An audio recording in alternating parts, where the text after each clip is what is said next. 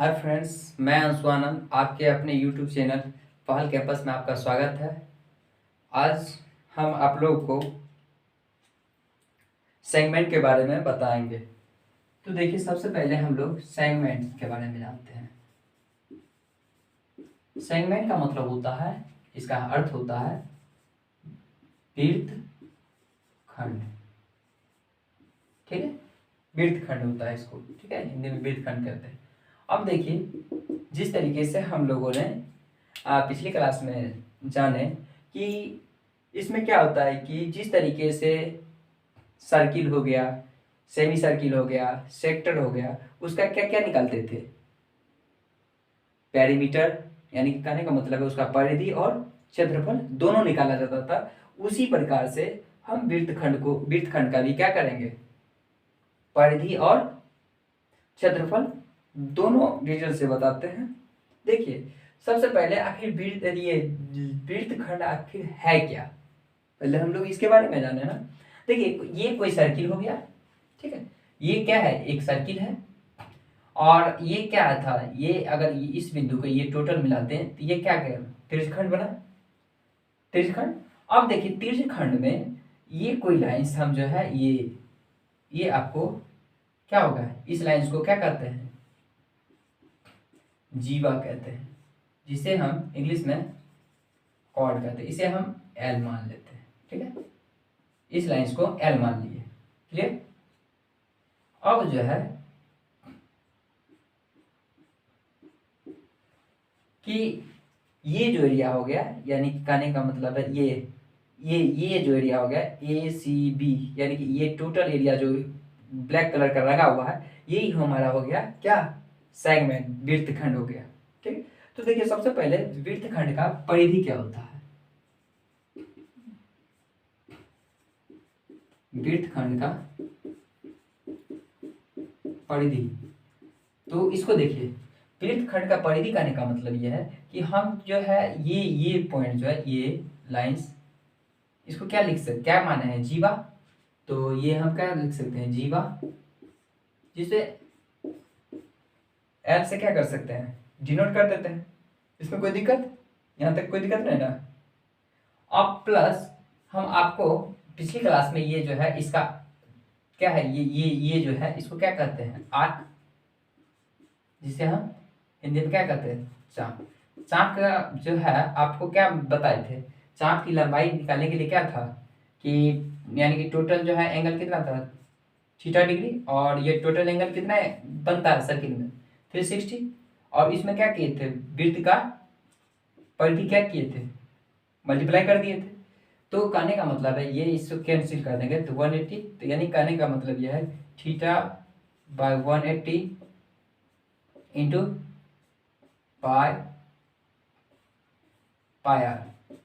ठीक है, ये आया था। तो हम क्या कर सकते हैं? जीवा प्लस और थीटा बाय 180 पाई आर, ये जोड़ दिया ना। तो ये इस तरीके से हमारा क्या निकल गया? ये टोटल इसका वृत्तखंड का क्या, सेगमेंट का क्या निकल गया? परिधि निकल गया। इसी को हम क्या कर सकते हैं? पेरीमीटर ऑफ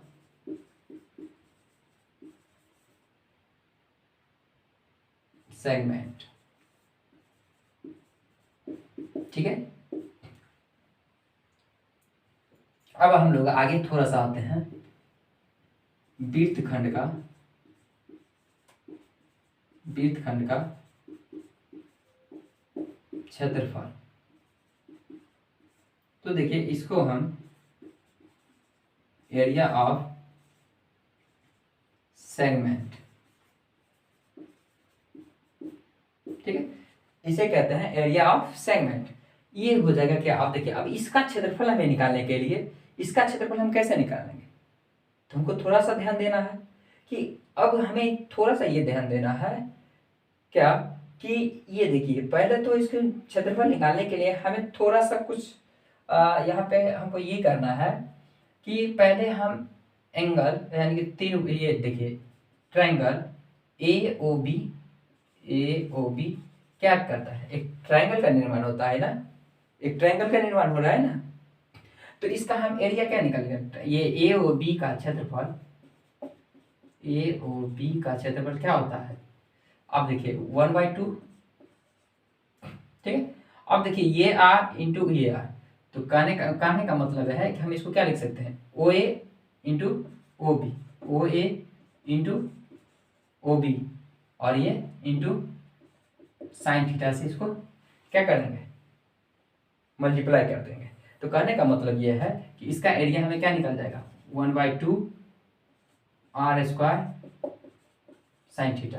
यहाँ तक कोई दिक्कत, ठीक। अब आगे आते हैं ये, अब देखिए ये एरिया ए ओ बी, ये टोटल एरिया जब यहाँ से ये चलेंगे, ये टोटल यहाँ से यहाँ तक, तो ये क्या त्रिज्यखंड का निर्माण करता है।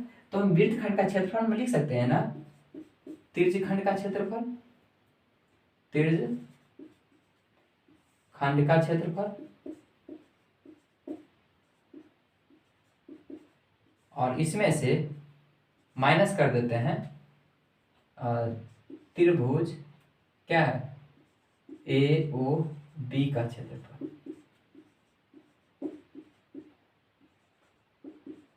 क्लियर। तो अब देखिए त्रिज्यखंड का क्षेत्रफल क्या बताए थे, θ/360, और इसमें क्या किए थे, वृत्त का जो क्षेत्रफल जो होता है उसको क्या किए थे, इस पे मल्टीप्लाई कर दिए थे, क्लियर। अब देखिए ये 1 माइनस, अब देखिए 1/, ये क्या निकाले थे, 1/2 R square into sine theta, clear. यहाँ तक समझने में कोई दिक्कत, ठीक है। तो अब देखिए इसमें हम क्या कर सकते हैं, आर स्क्वायर दोनों में है ना, इसमें भी है इसमें भी है, तो आर स्क्वायर कॉमन ले लेंगे, तो ये क्या बच गया, θ/360 पाई माइनस 1/2 साइन थीटा।